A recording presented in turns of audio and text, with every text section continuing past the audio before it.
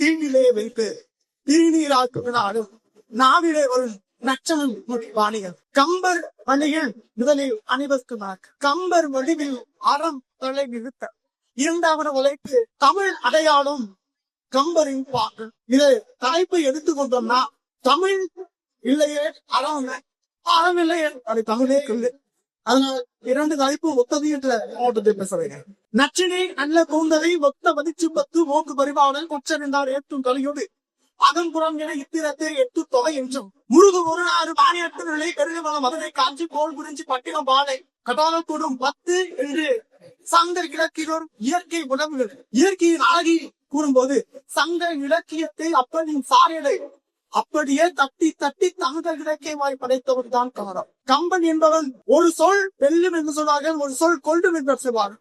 ஆனால் கம்பனுடைய ஒவ்வொரு சொல்லும் என்றது ஒவ்வொரு சொல்லும் கொண்டது ஒவ்வொரு பாட்டு. கம்பனுடைய வாக்கு பாடல் இப்படியாக அமைகிறது. உலகம் யாவையும் தாமில வாக்குறதும் நிலை பெருத்தனும் நீக்கலும் நீங்களா அழகிலா விளையாட்டுடைய அவர் தலைவர் அன்னவனுக்கே சரணார்ந்தன. அவர் தலைவர் சொல்லியாச்சு. எவ்வாறு இந்த தலைவர் இந்த இடத்தில் தான் இருக்கிறது.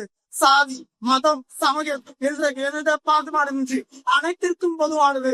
இது காப்பியம் பாதிகம் அல்ல. காப்பியம் ராமனை படைத்தோ சோழன் பத்திரா படைத்தோ காப்பிய கருத்தை சொல்ல கருத்து திறத்தை சொல்வதா அதை யாருக்கும் பொதுவானதை மாற்று. இரண்டால் கம்பர் மிதிலைக்கு ராமன் வரும்போது அந்த இடத்தில் சீதை பார்க்கும் போது கம்பர் இப்பாடிட பாட்டுகிறார். அண்ணனும் நோக்கினார் அவள் நோக்கினார். இந்த இடத்துல நன்றால் ஒரு கணவன் செய்தாலும் பல காதலனை எடுத்தவன் தாழ்வி இருப்பான். ஆனா பெண்ணை உயர்த்து காட்டுவதற்காக அவருடைய மானத்தில் வைத்தான் காப்பிற்கு வச்சு கப்பதற்கு உண்டு. அதுவும் மட்டுமல்லாமல் வாழ்வை பிரியிருப்பா திருமணம் செய்து மட்டும்தான் தெரியிருப்பார். ஆனால் காவல் செய்து இருப்பார். இதை சங்க திருத்ததை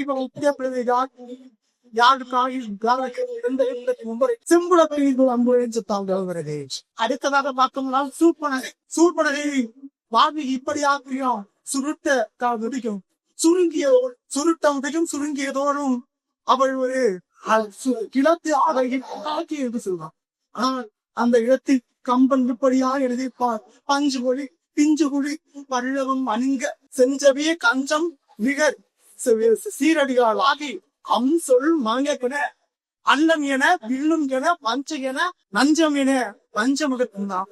அந்த இடத்தில் அந்த அழகு நகத்தை கப்பயத்தை பார்க்கும்போது கம்பராக இருந்தால் கம்பெனியை படைத்து காப்பியத்தில் ராமனாரை பார்த்து சூழ்படை பெருமம் செய்தது. சூழ்படை தெரிந்து சேர்ந்து அந்த இடத்தில் அவரை முகம் கேட்டார். அன்றைக்கு நியமிய நோயாக இருக்கும் துன்கத்தை ஏறுவதை தவிர்த்து விதவை திருமணம் பறக்கப்பட்டிருக்கு. அதை விட்டுவிடும்.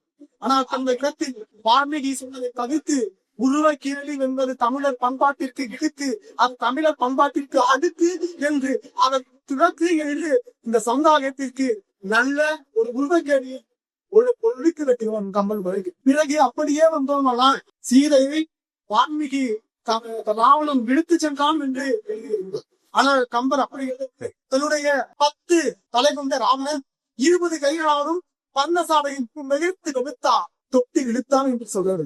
அந்த இடத்தில் ஆரம்பிக்கிறோம். அப்படியே சென்று இலங்கையில் அனுமன் வரும்போது அவர் எடுத்து சொல்கிறார். நான் இப்படியும் இலட்சணம் கட்டி எப்படி ஒரு விலையும் அசையாக்கோல் அப்படியே தான் இருக்கிறேன் அப்படியே சொல்ல உத்த வார்த்தை சொன்ன. அப்படியே இருந்தவா எதற்காக ராவணன் இறந்தான் அப்படின்னு பார்க்கா சீதை 10 தலை கொண்டவன் 10 தலைகை கொண்டவன் உலகையும் ஆட்டவன். சிவனையும் தன் விசையா நரம்பு எடுத்து நாம் ஈட்டி சிவனையும் மேற்க பத்திரம் எதற்காக என்று கேட்டார். ராமன் வீசிய அம்பால் அவன் விளக்கப்பட்டு ராமன் வீசிய அம்பால் இருக்கவில்லை. அவன் சீதை சொல்லிய சொல்லாம் திறந்தான் வந்தோரை சுற்றிய கண்ணீரால் கிறந்தான். அந்த இடத்தில் பன்னவர் பெருப்பாட்டின் சொல்கிறார். தற்காப்பு தற்கொண்டான் பெண்ணி தாய் சாப்பிட்ட சுக்காப்பு சோப்புலா பெண். அந்த சொல்லாம் இது அறம் என்பது காலத்திற்கு பொதுவாக விளங்குது. நன்மைக்கு ஆசைப்பட்டவர்களுக்காக ஒரு மகாபாரா பெண்ணுக்கு ஆசைப்பட்டது என்பதை இரண்டாக்கின்ற சொக்கத்தை மகாபாரதம். ஏனெனில் மாற்றான் பெண்ணுக்கு ஆசைப்பட்டதனால் இறந்தாம் என்று சொல்லியிருக்கார். கிழக்கு இறக்க இருக்கும் வரைக்கும் கிழக்கு வாணி முளைக்கும் விளைக்கும் விளைத்தால் கூறி வச்சு. நன்றி.